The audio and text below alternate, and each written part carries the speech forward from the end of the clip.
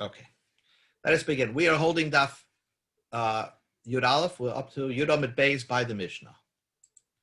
The Mishnah begins. Rabbi Yehuda says, Boitkin, let's do it this way. Boitkin or Yudalit. One is supposed to make Bedika on the night of the 14th. Uvi Yudalit Chakras. And you do it again in the morning. That's right away when you wake up in the morning, do another Bedika. Uvashasa Bi'ur, and then Rabbi Yehuda says you do another Bedika, let's say at 12 o'clock, you're burning the chametz, do the Bedika in your house right before you burn the chametz. So Rabbi Yehuda is very odd. He seems to say that you're supposed to do 3 Bedikas. The Gemara is going to explain that in a moment. Chacham says, Loi Bodek or Yodalid, if you didn't do Bedika on the night of the 14th, Yivdoik biyadalit. Then you do it during the daytime. Loi Bodak biyadalit. If you didn't do Bedika during the daytime, Yivdoik b'soich hamoyed. This means, we'll learn the way Tosfos learns because that's the simpler way to learn. You could do Bedika during Yom Tov itself. So any time during Pesach, you do Bedika. And the reason why should I do Bedika in my house if I forgot to do it Erev Pesach? During Pesach itself? Yes. Because Tosfos learns, and that's the Pashat the way we learn, is that the reason why you do Bedika is that even though bittul it's enough, but we might see that delicious cake in your house and you might come to eat it. That's why you do Bedika. So therefore, do Bedika also if you didn't do it on the beginning of Pesach, you could do it in middle of Pesach. And you probably have to do a ner. I want to stress over here. You have to use a candle. Even if you're doing Bedika in the morning or during the daylight time, you have to use a ner, and you also make a bracha. If you didn't do Bedika, says the Chachamim, during Yom Tov, Yivdoik achar moed. After Pesach, do a Bedika. Now that's a little strange. Why should I do a Bedika after Pesach? The answer is because of Chametz she'over olav Pesach. That means that if you have chametz that was in your house over Pesach and it's aser b'hanok or midrabanan, there so chas v'shalom you should come to eat it. So therefore you do a bedika even after Pesach, but you don't make a bracha because obviously it's not for the same reasons. Umash. Now that's the end of the Mishnah. So you have an end of the Mishnah. Now the Mishnah goes back to the bedika. Let's say you finished your bedika, mash mishayir, whatever you want to eat for supper that night, on the night of Bedika, or the breads that you picked up during the Bedika, Yanichenu Bitzin'ah. We saw this before. You put it in a private, secure place. Why? Kadesh le'etzlarach Bedika acharav. So you shouldn't require to do Bedika again. If you will see some suspicious activity, that you're missing some bread, or you saw a rat or mouse, take the bread and run it with it around your house, you'll have to do a whole Bedika again. So therefore, put it away and make sure that it's in a secure place. That's what the Mishnah ends. So the Gemara first wants to understand, my time is Rabbi Yehuda. What is the reason Rabbi Yehuda holds? So you have to be baitik 3 times. So then there's a machlekes between Rav Chizda, Rabba, Rav Huna, Damri, Kavai. They both say, the reason is because the Torah says 3 times about getting rid of your chametz, that you should not have chametz in your house. Keneged sholish haspaso shabbatayra. It says to abstain in the Torah 3 times from chametz. One pasuk is the famous pasuk, Lo yera lecho chametz v'lo yera lecho sa'or. That's pasuk number 1. Then there's another pasuk that says, Shivas yomim sa'or lo yamatzeh bevatechem. That's number 2. And ach b'yom harishin tashbisu sa'or mebatechem. That's pasuk number 3. So therefore, the way we're learning now is Rabbi Yehuda says this odd, very odd din that you have to boidik 3 times. 1 time at night, in the morning, and when you're burning, the 3rd time you have to do Bedika again into your house before you burn the chametz. So that it's hard that ever was a havamina, because once you Baidik once, that should be enough. But Masiv Rav Yosef Rav Yehuda, Rav Yosef asked the question. We learned in a brisa, Rabbi Yehuda says, Kol shloi badak b'shloisha parakamalo. Whoever did not make a bedika at any of these 3 times, shuv ein a baidik, then you don't make a new bedika. In other words, it seems to say that Rabbi Yehuda was saying either you baidik on the night, then during the daytime, and then b'shas bi'ir. And if you didn't do it by when you're burning the chametz, you don't do any more bedika. Almost, so we see mikan ve'elechu the pligi that Rabbi Yehuda was arguing not whether you should boidik 3 times or not. Everybody holds you boidik once, but the machlokes between Rabbi Yehuda and the Chachamim is should you be boidik beyond the burning of the chametz hour? In other words, during Pesach, should you be boidik if you forgot to do a bedika before Pesach? That's what Rabbi Yehuda disagrees. Rabbi Yehuda holds that you should not do a bedika on Pesach looking for chametz. And Rabbi Zutra says it has another brisa where Masev Rabbi Yosef said the question. This is how he learned the question. The brisa says, Rabbi Yehuda Omer kol shaloi bodak, and here's the key word, be'echad. If you didn't do it at any one of these 1 times, mishloisha prakam halalu shuv eina boidik, then you don't do a bedika. So there, the brisa says clearly that Rabbi Yehuda only required you to be boidik at any one of those 3 points, but he's not required to do all 3 points. Alma b'shuv eina boidik huda pligi. They're arguing whether you should continue to do a bedika during Pesach itself, and that is the whole machlokes. So the Gemara retracts and says this is what the machlokes. Ella, rather, Rabbi Yehuda name. Rabbi Yehuda also meant to say in loy badakama. If you did not make a bedika during the night, do it during the morning, and if not during the morning, do it during bia. So then, what's the argument? Why does Rabbi Yehuda say that if you didn't do it, let's say on Erev Pesach and during the burning of the chametz, you totally forgot till Seder night? Rabbi Yehuda says don't do a bedika. Why? This is what the argument is. Marsova, Rabbi Yehuda says, Mikame Isure in, before the time of Isser eating chametz, let's say during Pesach, yes, do the bedika. Basa Isure, once the Isser starts, that means on Pesach already, loy, don't do a bedika. Why? Gzeira dilma osla mechamine. Fascinating. I have a gzeira that you're going to get carried away, and that you're going to look for the chametz on Pesach in your house, and you're going to find Cheerios. And instead of getting rid of it, you're going to start eating it because you're looking for it. So you're going to get snared into being over the isser of eating chametz. The Rabbanan Sabri, Rabbanan hold loigas. We don't make this gezerah, and the Gemara is going to tell us why not. The Rabbanan say since you're actively looking to burn the chametz, so you're not going to come to eat the chametz if you find it in your house on Pesach. So it's a fascinating gezerah. I always say that they always tell us if you're in the kiruv business and you're Makar people, should you go to a deep place like Las Vegas and look for people to be Makar? So the problem is that you may get snared into that place. So maybe you shouldn't go. But you could say if you're actively looking to make Balchuvas, you won't be snared. It's a theoretical machlokes over here. Anyway, Umi Gaza Rabbi Yehuda, Dilma Asala Mechame. Does Rabbi Yehuda makes this gezerah that you're going to come to eat it? Does he make these gezerahs? What now we learned in the Mishnah, Mishe Karev Oimer.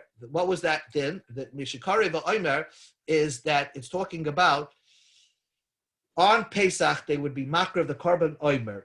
Karban Oimer was a mincha of Sa'orim, which allowed you to eat the new crop all around. So the new crop was Aser Chodesh. Anything planted from Tishrei and harvested before Pesach time was Aser to eat it until they brought that Oimer Mincha on the first day of Pesach. But once they were makar of the Oimer, right away, if you came to Oila Regel, Yoitzin Umoitzin Shuki Yishlayim Shem Lein Kama V'Koler, you'd found the markets of Yerushalayim were full of roasted grain and roasted flour. Everybody was selling Chodesh flour.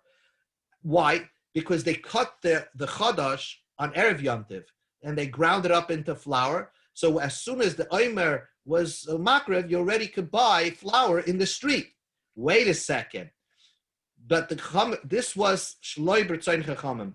The Chachamim frowned on this because they're Meir. Why? Because the Chachamim said that maybe if you allow people to start cutting the Chodesh food on Erev Yom Tov, before Pesach, they'll come to eat it.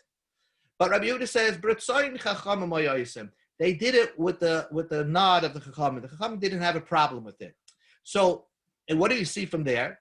That the people who were in the grain business were already dealing with Isser grains, cutting it and grinding it and doing all sorts of things. And Rabbi Yehuda was not geyser that maybe they'll come to eat it before the Hakrovas Oimer. Rabbi Yehuda did not make a gezerah. Dilma also the maybe they'll come to eat it. So why is it in our Mishnah he's making a gezerah, and in the Mishnah in Oimer he's not making a gezerah? Amar Rava, so Rava said, Sha'anu Chodesh. Chodesh is very different because mitoich shloi hitarto loi ela yedei kituf, since they only permitted you to when you're cutting the new grain, the farmers that were cutting the new grains were only allowed to pull it out of the ground. They were not allowed to use a sickle or anything like that. So they did it, they cut it, and they were preparing it with a shinui. Also already, the guy who's preparing it, the guy who's selling the flour, did it with a shinui, so he knew not to eat it because he wasn't using the normal way of cutting the wheat. He was using it, plucking it from the ground. Amalei Abai said, okay, Teinach b'shas kediva. He did a shinui, he did something different when he was plucking it and cutting it from the ground. But he did china, he did grinding it, v'harkoda, and he did sifting it, my ikilamema. What could you say about that? What kind of shinu did he do over there? So the Gemara says, kasha, that is not difficult. China, he probably used berechayediyat. He used a millstone that you operate with your hands. Normal millstones are operated by water or machines, but this one was grounded by hand.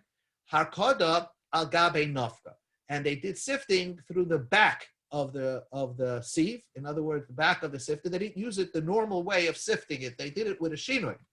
So everything here was done as shinoi. So the people that were selling these items on the streets of Yerushalayim on Pesach did not have reminders not to eat it before the Hakaravas Ha'omer. And you could understand very well why they were so desperate to sell new flour on Pesach, because there's so many people coming into Yerushalayim. They needed they needed to have extra supplies to be able to supply the public. And therefore, they had to already start from even before Hakrovas Oimer, start cutting grain and preparing it so that they'll have the food, the flour available on Yontiv once they were makriv the Oimer. So now the Gemara asks a question. Okay, Elohadetnan, we learned in a Mishnah that there were certain types of new grain that they did not have to do a shinui with. What type of new grain did they not have to do a shinoi? The stuff of new grains where they did not bring the oimer from. The oimer was brought from barley, but only barley that was grown on a field that's not in the valley. It's grown on a regular field, and it's not an irrigated field. It grows by rainwater. That's the barley that they use to make the oimer. But let's say you have barley growing in another place, let's say in an irrigated field or in a valley. It's inferior barley. They would never bring oimer from those type of barleys. So the Mishnayos say over there that those types of barley you could cut before the Hakrovas Oimer, even without a shinui. Koitzrim beis hashlachim, you're allowed to cut the barley that are in the irrigated fields, says the Mishnah, v'sheba amokim, that are in the valleys. Avaloi goichin, you're not allowed to pile them, but you're allowed to cut them normally. Now, v'oi kimna, and we said we put that Mishnah, that the author of that Mishnah is Rabbi Yehuda. My ikal meimu, what are you going to say? That Mishnah says that those types of barley, you did not have to do a shinoi. You're allowed to just play around with it. Now, and that Mishnah went according to Rabbi Yehuda. But wait a second, Rabbi Yehuda says that if we allow you to play with Isser, you might come to eat it. So how come Rabbi Yehuda was not goizer by Chodosh that you might come to eat it? Elo Amar Abai said the ultimate teretz, and this is a very easy teretz. Chodosh, you'll never come to eat it because all year, badil minei, you were separated from it. In other words, since the beginning of Tishrei, you were separated out and you were removed yourself from eating Chodosh. So therefore, you're used to not eating the new crop. And therefore, even if you start working with it prior to Yom Tov a little bit to prepare it for the public, you're not going to come to eat it. It's like treifus. You're not going to come to eat it because you're so used to being separated from it. Chametz prior to Pesach, loy bodol minei. You're not separated from it. The whole year you're eating chametz. So now on Pesach, if you're going to start searching for chametz, Rabbi Yehuda is correctly afraid that if you find chametz in your house on Pesach, you might come to eat it. That's his teretz. Amar Rava. So Rava just adds some insight over here. The Rabbi Yehuda kasha. You had a question, Rabbi Yehuda against Rabbi Yehuda. Rabbi Yehuda in our Mishnah made a gezerah, and Rabbi Yehuda of that Oimer did not make a gezerah. So you answered that.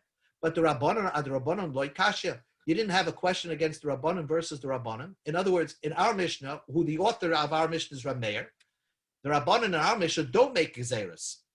And they say you could be boidek chametz even on Pesach.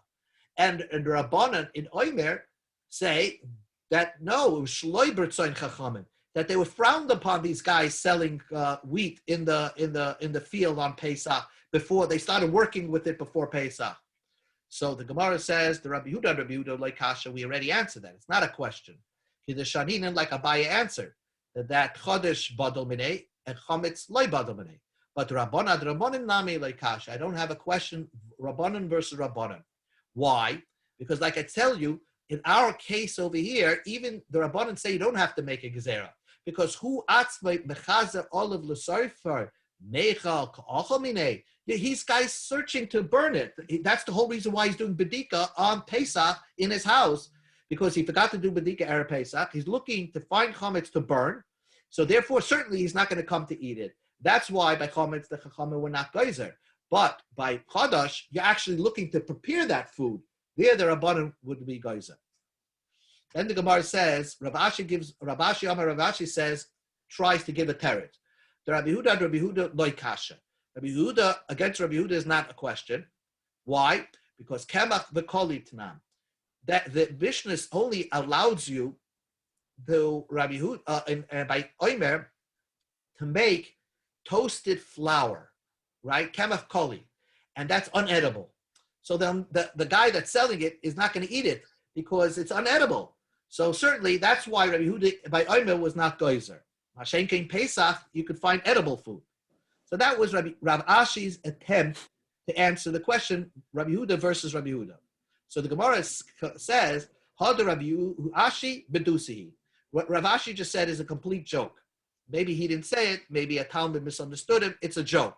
Because that his teretz only answers mikoli ve'elech. Once you roast it and make it into toasted flour and you take out its moisture, that's when it becomes not edible. But before you make it into toasted flour, it's edible. So you could still come to eat it. So, and are you going to answer again? That you're not going to come to eat it because you're using a shinoi, because like Rava said. But then you have back to the same kasha. If you're relying on shinoi,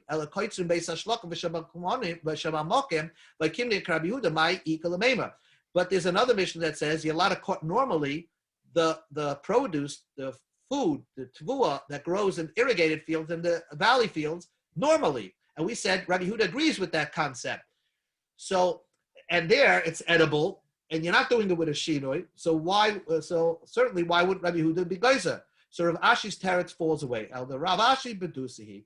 Rav Ashi is humorous. It's not a good teretz.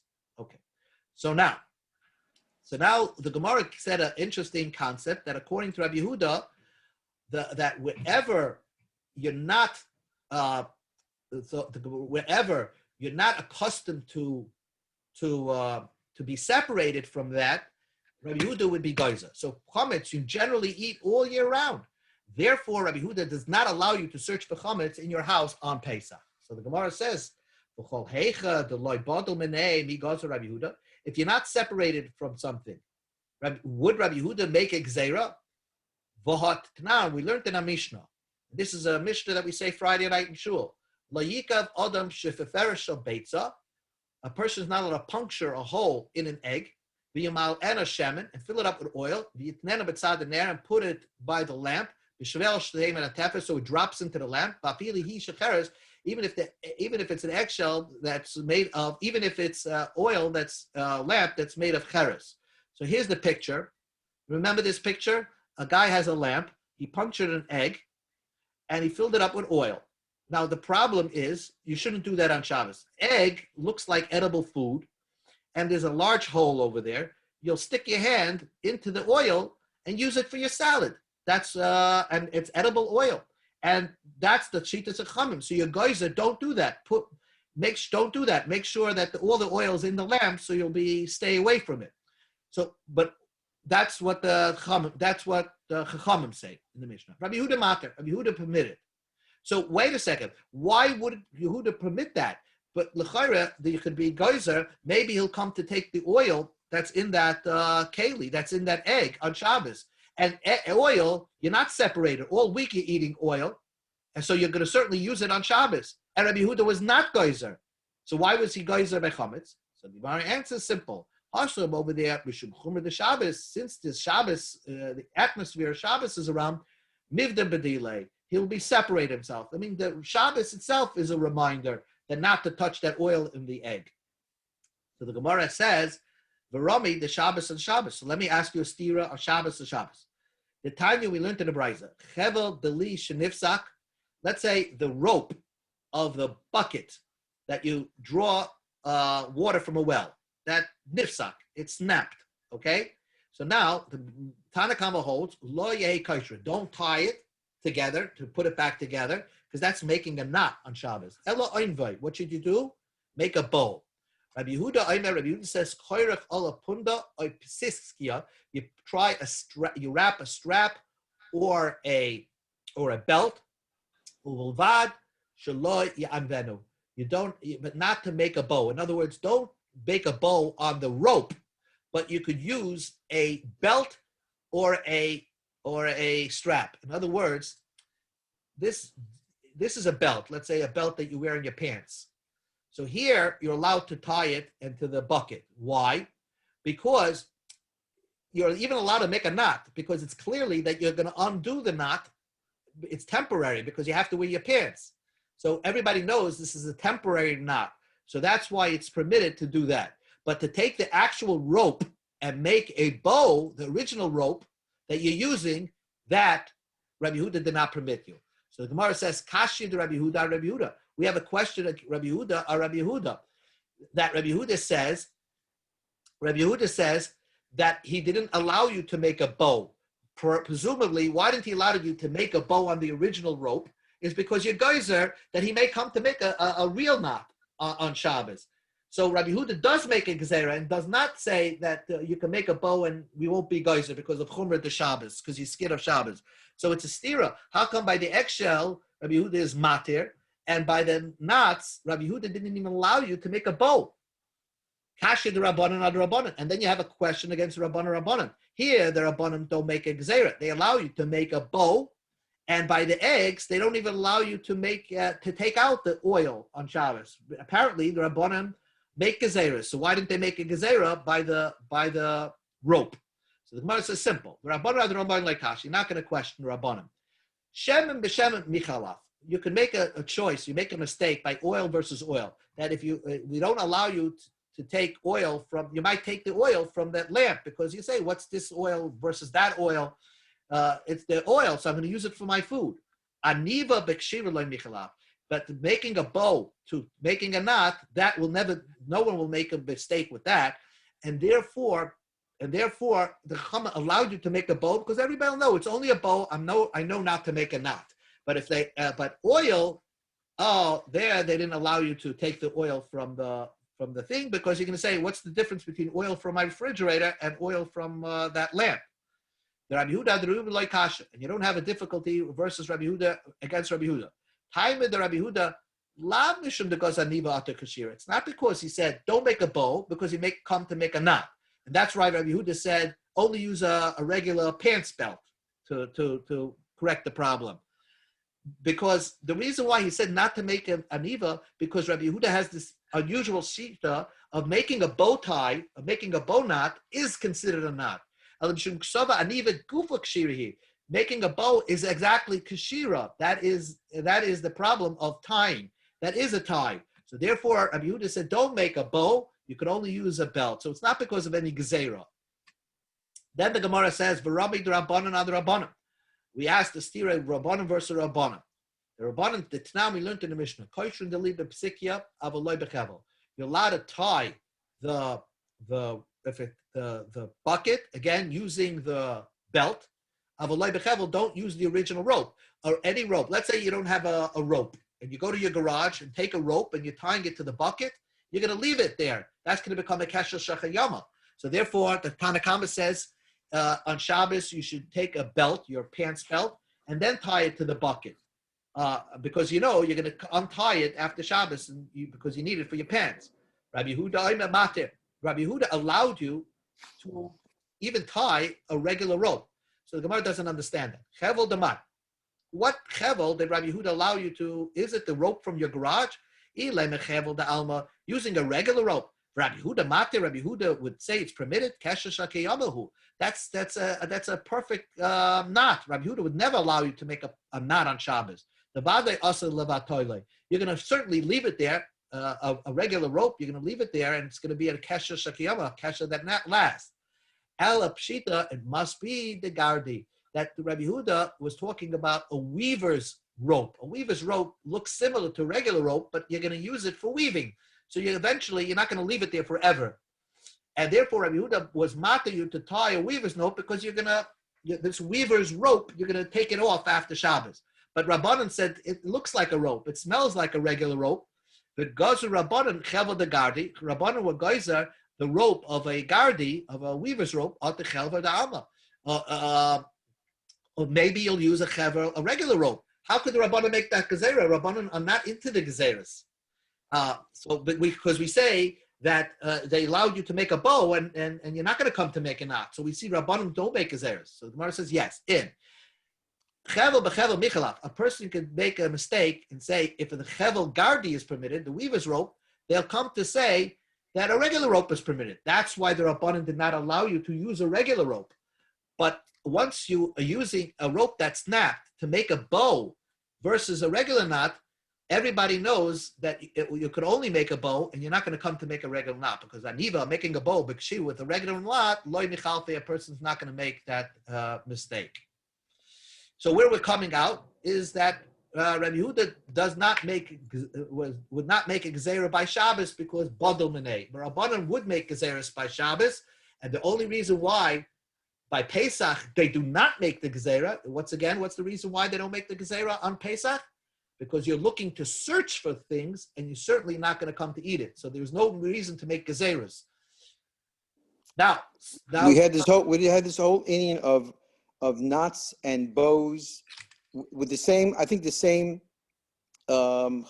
with Yehuda, Rabbi Shimon, Rabbi Elazar, and Erevin with ties and knots. I don't remember what the Indian was, but I remember not too long ago we had the same argument with bows and knots. Right. I forget where. By the Kalim, no fixing a Nima.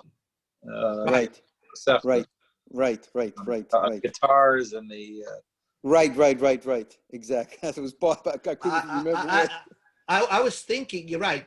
I was thinking of a question that I always had on this knot. I don't know the lumdus over here. I know that, let's say I'm knocking a nail into the wall of my house on Shabbos, but you knock a nail, even if I know that I want to take it out, it's just for 5 minutes I'm keeping it there, that's binyan over here. Mm. But here, we say you're allowed to, with a weaver's rope or your regular belt, you're allowed to make a complete knot. Because there, I know I'm going to take it off on Shabbos. But making a knot should be isser, right? Making a knot, you're not allowed to do on Shabbos. So why are you allowed to koisha? Here, I'm circling it. Why are you allowed to make a regular knot with a psikya? Psikya is this belt over here. You're allowed to make a regular knot because everybody knows that you're going to eventually undo that knot. Right, of course. You have to wear it. You have to wear it. So then why can't, if I have in mind that I'm going to knock something into a wall and take it out in 5 minutes, why would that be not permitted? If it's not going to be staying there, that's not, binyan means something that's going to last, not something that's not going to last. I don't know. I was just thinking that. There's a lumdus to all this. Okay. V'chol heichel debadam le'loi gozer Rabbi Yehuda. Rabbi Yehuda was not gozer when something is, you don't separate, right? If you separate it from it, Rabbi Yehuda would not make a gezerah. For example, like something that you usually don't eat by Chodosh, Rabbi Yehuda doesn't make gezerahs. So Vatanya, we learned in the Brisa, Bechor she'achaz odam. Let's say a kohen has a bechor. It's his private money, right? And he's supposed to bring it as a carbon. All of a sudden, he sees the bechor getting sick, and it's bloated with blood. So he wants to do bloodletting. So the Mishnah says, "Afilu hu meis." Even if you can see this animal is about to die, ein makiz loydam divrei Rabbi Yehuda. Rabbi Yehuda says you're not allowed to make any hakoza, not allowed to do any bloodletting to this bechor, even in a place that would not make a permanent permanent blemish. Rabbi Yehuda said no, because he's geyser. If I allowed you to make the kohen to make a blemish, to make a non-permanent blemish on this bechor, he'll come to make a permanent blemish on this bechor. And kachim for bechor, you're not allowed to make a mum in a bechor, a permanent mum in a bechor. And so therefore Rabbi Yehuda says, don't touch it, let it die. That's what Rabbi Yehuda's opinion is. Now, kachim definitely is something a person is badal minei. A person knows it's not something that you're accustomed with. It's something that you're always removed from. And yet Rabbi Yehuda still makes that gezerah. Chachamim are more lenient. They permit you to do bloodletting. Make sure you don't make it a permanent damage. Make a bloodlet, let's say in an area where it'll heal right away. So you're not going to invalidate the bechor. So why did Rabbi Yehuda make a gezerah? Rabbi Yehuda, if it's something that's badal, something that a person is careful about, Rabbi Yehuda doesn't make gezerahs like by the Omer. People are separated. He didn't make gezerahs. So why by bechor did he make gezerahs? And for the Gemara, we go to the next page. A person is very nervous of losing money. Therefore, Rabbi Yehuda made a gezerah. Amrin, and he said, if you permitted, the psychology is that if you permitted somebody to make a hakaza, bloodlet in a place that will not make a permanent damage, then he'll come to make a blemish in a place where it would make a permanent damage. So therefore, that's why Rabbi Yehuda made the gezerah. Rabbanan who don't make gezerahs, because Rabbanan say just the opposite. Once you be too strict, they're going to do it anyway. Kolshkein, just the opposite. If you're not going to permit the kohen to do anything to save his bechor, he's going to do something anyway. He's going to do it, and he's not going to care. He's going to make a blemish on this bechor.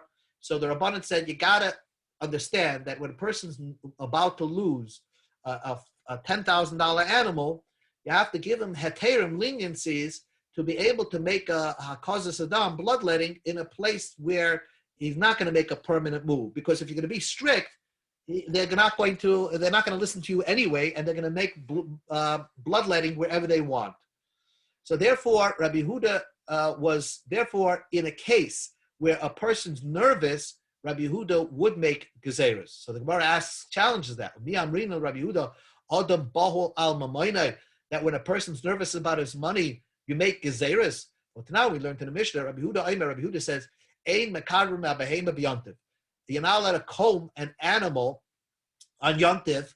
Let's say an animal got dirty and it's full of mud and it's very uncomfortable, the animal. You're not allowed to comb it on yontiv, because by combing it with these hard bristles, you'll make a chabrura. You'll make a wound in the animal.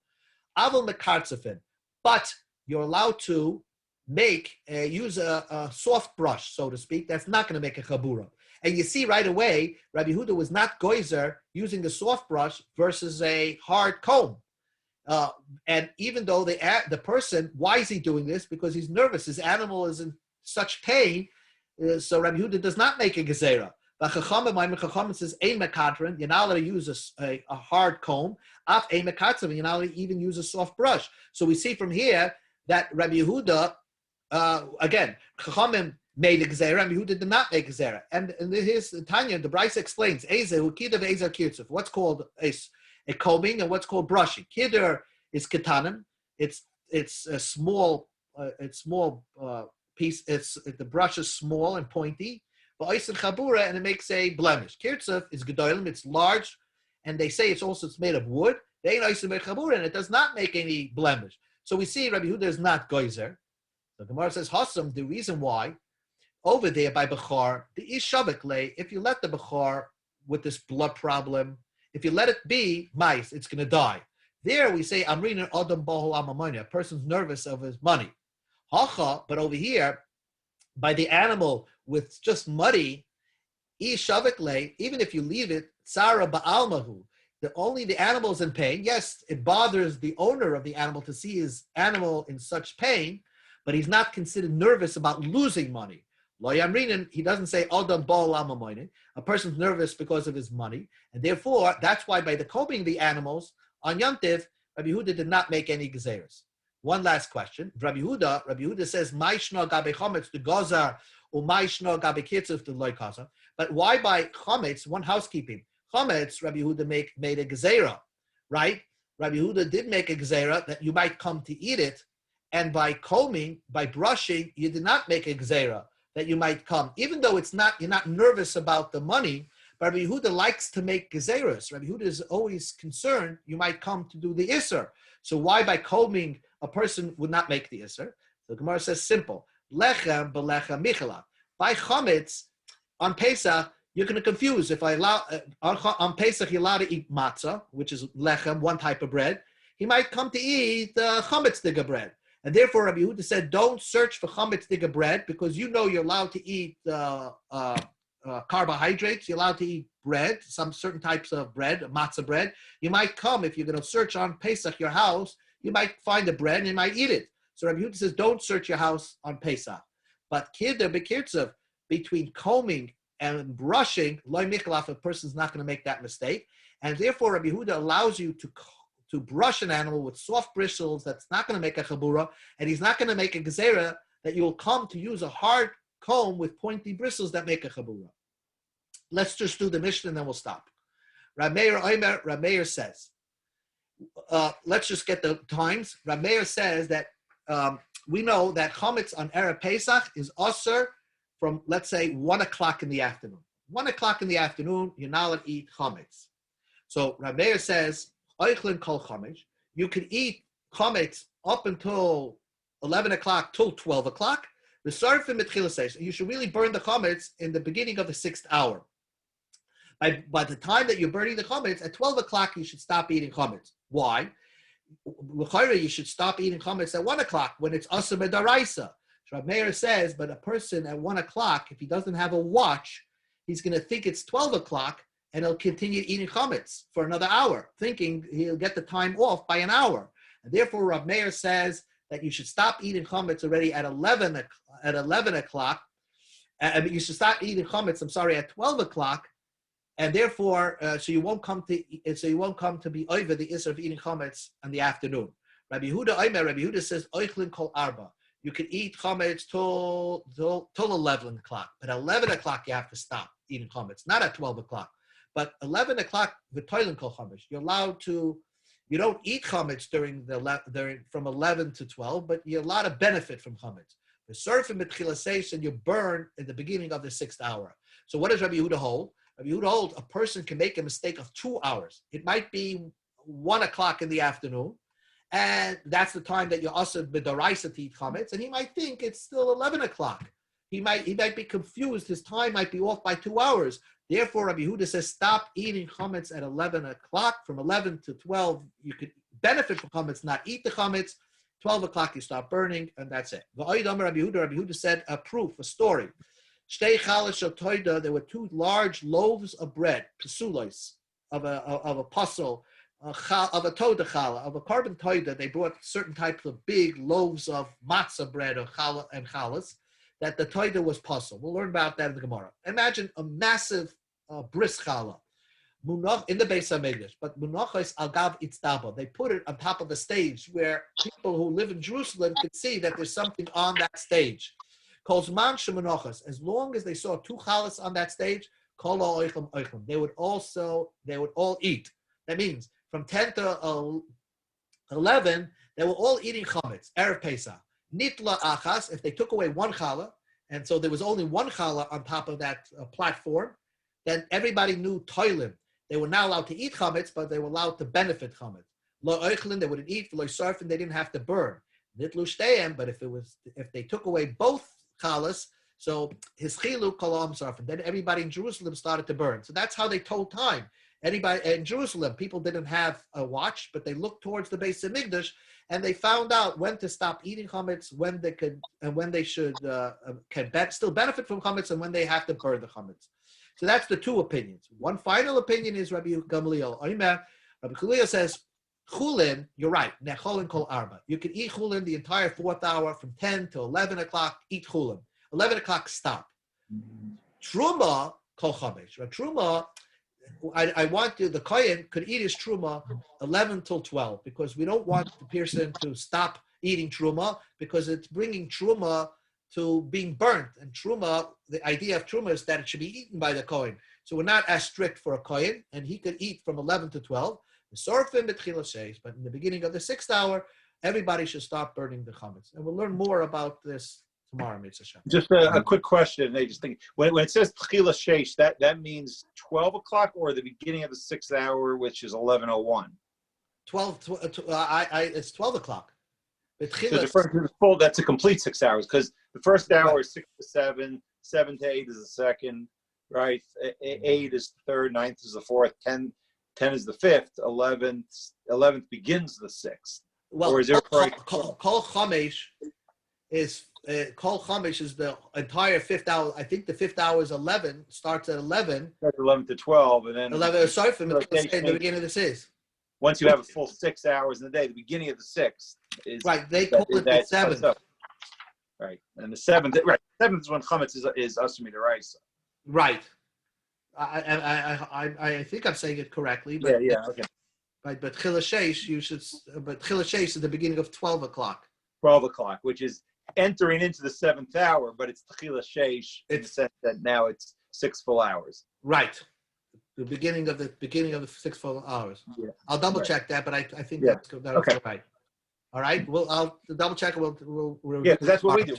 We eat the full. We eat until chametz until 4 hours zmanios. Right. And then we burn in the 5th. Okay.